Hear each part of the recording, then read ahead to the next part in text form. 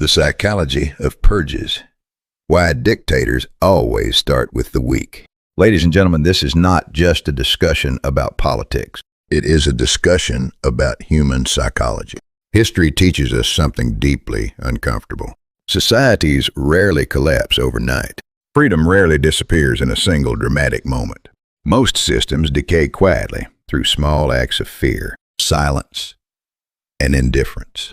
And almost every authoritarian system begins the same way, not by destroying the strongest people first, but by removing the weakest. Why? Because dictators are not only studying power, they are studying human behavior. They are testing fear. They are asking one question: how much can disappear before anyone reacts? That is where the psychology of collapse truly begins.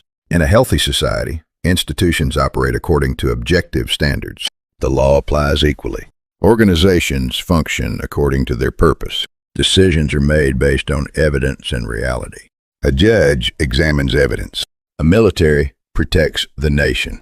Scientists analyze data. Journalists ask questions. The system itself becomes more important than any single individual. But when authoritarian psychology enters a system, everything slowly reverses. Law is replaced by loyalty. Function is replaced by political usefulness. Truth is replaced by the leader's emotional preferences. At that point, the nation no longer operates as a system. It becomes an extension of one person's fears, ego, and insecurities. And this transformation does not happen all at once. It unfolds in stages. The first stage is always the same. Peripheral people disappear first. Not famous people, not powerful people, not national heroes. The obscure employee, the small blogger, the unknown critic, the quiet dissenter. Why start there? Because weak targets create minimal resistance. Authoritarian systems understand something terrifying about human nature. Most people stay silent when the victim seems unimportant. Imagine a local government employee losing his job after making a mild criticism online. Most citizens shrug. He probably crossed the line. A small, independent journalist suddenly faces investigations or financial pressure. The public says, there must be more to the story. An ordinary worker inside an organization disappears after questioning leadership. Everyone around them learns the real lesson. Speaking is dangerous. Fear spreads. Resistance does not. This is the dictator's first psychological victory. Not censorship, not imprisonment, silence. And silence is powerful because it signals permission. The regime now understands that society will tolerate selective injustice, as long as the victims appear isolated enough. Then comes the second phase. The system begins targeting people who still think independently, not necessarily influential people, just people capable of asking logical questions. This stage is extremely important, psychologically, because authoritarian systems fear independent thought more than organized opposition. A person who asks questions can ignite doubt, and doubt is contagious. So the system labels critics as dangerous. Experts become disloyal. Journalists become enemies. Questioning becomes destabilization. Soon, something remarkable happens. People stop asking questions not because they are convinced, but because they are exhausted, because they watched what happened to those who spoke before them. This is how entire societies become psychologically conditioned, not through constant violence alone, but through observation. Humans learn socially.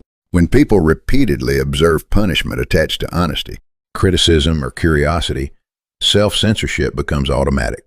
Eventually, citizens begin policing themselves. And that is the turning point. The most dangerous moment in a collapsing society is not when powerful people are arrested. It is when ordinary people disappear and nobody notices. It is when rational questions vanish from public conversation. It is when survival becomes more important than truth. At that stage, the system no longer requires massive force. Fear has already moved inside the minds of the population. History repeatedly shows this pattern. Authoritarian collapse is rarely caused by strength alone. It is fueled by collective silence. The Tibetan text, the Tibetan Book of the Dead, contains a profound warning. The greatest danger is not death itself, but failing to recognize reality while still alive. That may also describe societies in decline. The moment people normalize small injustices because they seem politically convenient, the psychological foundation of collapse has already begun. And this is why dictators remove the weak first.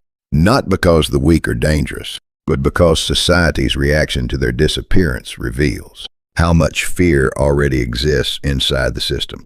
The real test is never whether people defend the powerful. The real test is whether they defend those who seem insignificant.